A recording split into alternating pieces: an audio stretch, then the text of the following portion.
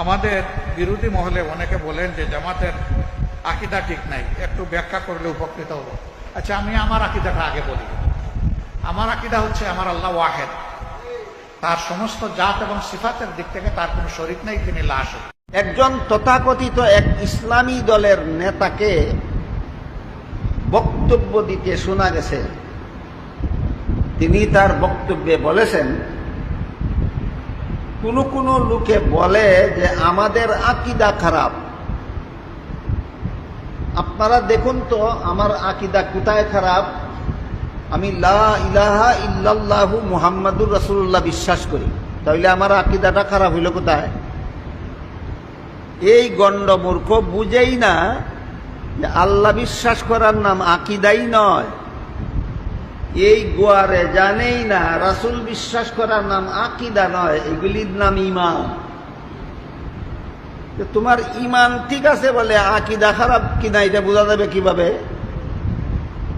তুমি আল্লাহ বিশ্বাস করো, তোমার ঈমান আছে। তুমি রাসূল বিশ্বাস করো, তোমার ঈমান আছে। কিন্তু আল্লাহকে কোন ব্যাখ্যা মতে বিশ্বাস করো, সেই ব্যাখ্যায় গেলে দেখা যাবে তোমার আকীদা ভালো না খারাপ। নবী রসুলকে তুমি কোন ব্যাখ্যা মতে বিশ্বাস করো, সেই ব্যাখ্যায় গেলে বোঝা যাবে তোমার আকীদা ভালো না খারাপ। এইভাবে একটা জগা খিচুড়ি মার্কা বক্তব্য এত বড় নেতা দিল কেন? কারণ সে ইসলামী জ্ঞানে সম্পূর্ণ মূর্খ। সে ঈমান এবং আকীদার ব্যবহারিক পার্থক্যই বুঝে না। এখন আমাদের মাদ্রাসার ছাত্ররাও যদি বুঝে না, তাহলে এই গণ্ড মূর্খ যেভাবে বুঝাইল এরা এইভাবেই বুঝে নিবে।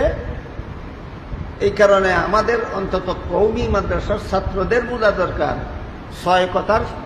ছয় কথা বোঝাবার জন্য ঈমান শব্দ ব্যবহার করা হয়, আর ছয় কথার ব্যাখ্যা বোঝাবার জন্য আকীদা শব্দ ব্যবহার করা হয়। এই ছয় কথার চতুর্থ কথা হলো নবী রাসূল বিশ্বাস করা।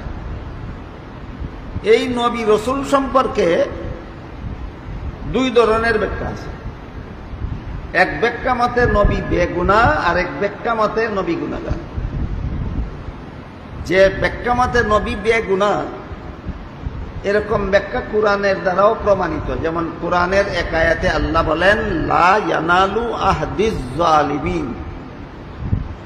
এর অর্থ হলো গুনাহগারদেরকে আমি নবুয়তের পদ দান করি না, গুনাহগারদেরকে নবী বানাই না।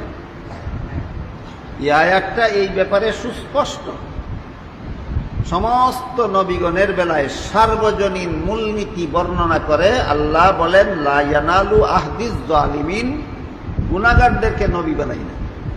কিন্তু এদিক দিয়া যেভাবে আয়াতটা সুস্পষ্ট নবীগণ বেগুনাহ হওয়ার ব্যাপারে, অন্যদিকে কোরআনের বিভিন্ন আয়াতে বিভিন্ন নবীর নামের সাথে আল্লাহ গুনাহ অর্থবোধক শব্দ ব্যবহার করেছেন।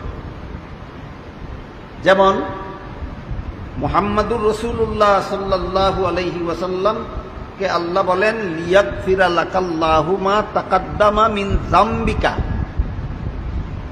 এখানে যামবিকা শব্দের অর্থই হইল আপনার গুনাহ। ওই দিকটা বলেন গুনাহগারদেরকে নবী বানাই না, এদিক দিয়ে আমাদের নবীকে বলেন আপনার গুনাহ। তাহলে বাহ্যিক দৃষ্টিতে আল্লাহর দুইটা কথার মধ্যে সাংঘর্ষিকতা দেখা যায়, যেটাকে মাদ্রাসার পরিভাষায় তাআরুজ বলা হয়। লা ইয়ানালু আহদিজ জালিমিন আর মিন যামবিকা, এই দুই আয়াতাংশের মধ্যে বাহ্যিক দৃষ্টিতে তাআরুজ দেখা যায়, সাংঘর্ষিকতা দেখা যায়। কোরআনের দুই কথায় সাংঘর্ষিকতা হতে পারে কিনা এই ব্যাপারে আল্লাহ আরেক আয়াতে বলেন, লাউ কানা মিন ইনদি গায়রিল্লাহি লাওয়াজাদু ফীহি ইখতিলাফান কাসীরা।